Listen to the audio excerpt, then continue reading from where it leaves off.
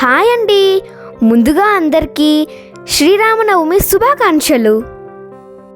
ఈరోజు నేను శ్రీరాముడికి ఇష్టమైన ప్రసాదాలు తయారు చేస్తున్నాను. ఫస్ట్ మనం శ్రీరాముడికి ఇష్టమైన పానకం రెడీ చేద్దాం. ఫస్ట్ నేను ఒక బౌల్లోకి వాటర్ తీసుకుంటున్నాను. నెక్స్ట్ నేను జాగరీని మెత్తగా చేసుకొని ఇందులో వేస్తున్నాను. తర్వాత మనము ఈ రెండింటిని మిక్స్ అయ్యేలాగా కలుపుకున్నాం.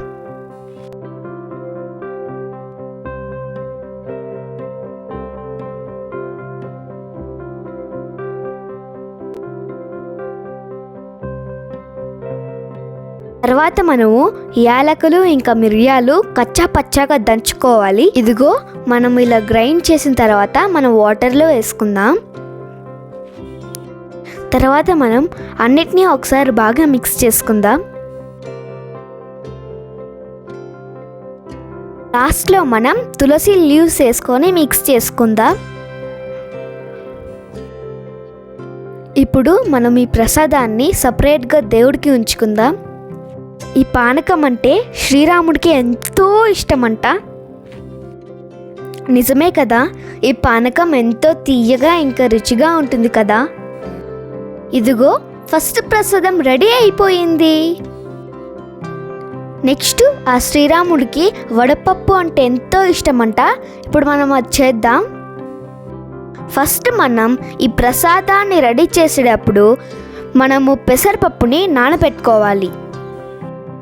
ఒక 2 hours ముందు నానబెట్టుకున్న సరిపోతుంది.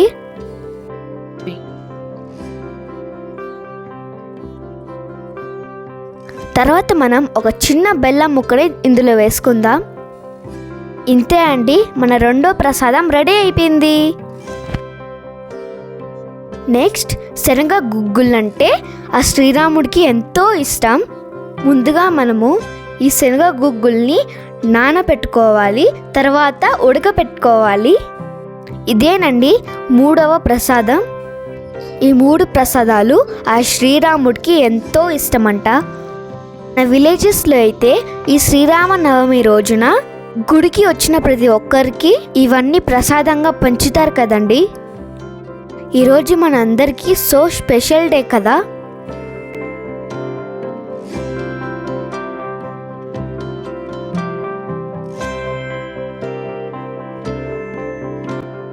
రామ రామ రఘురామ అని పాడుతున్న హనుమా, అంత భక్తి పరవశమా ఓ కంట మమ్ము కనుమా. సరదాగా మా గాలి పాట వినుమా, విన్నాక బదులిచ్చి ఆదుకొనుమా. గాలికి పుట్ట గాలికి పెరిగా అచ్చం నీలాగా, నిత్యం నీతో ఉన్నాగా, ఇద్దరి లక్షణం ఒకటేగా. ఇప్పుడు మనము ఈ ప్రసాదాలన్నిటినీ దేవుడి దగ్గర పెట్టుకుందాం. ఆ శ్రీరాముడి ఆశీస్సులు మన అందరికీ ఎప్పటికీ ఉండాలని కోరుకుంటున్నానండి. వీడియోని చూస్తున్న ప్రతి ఒక్కరూ లైక్, షేర్ అండ్ సబ్స్క్రైబ్ చేయండి. మీ అందరికీ ఆ శ్రీరాముని ఆశీస్సులు లభిస్తాయి.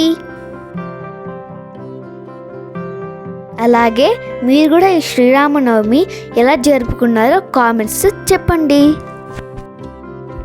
Thank you for watching. జై శ్రీరామ్.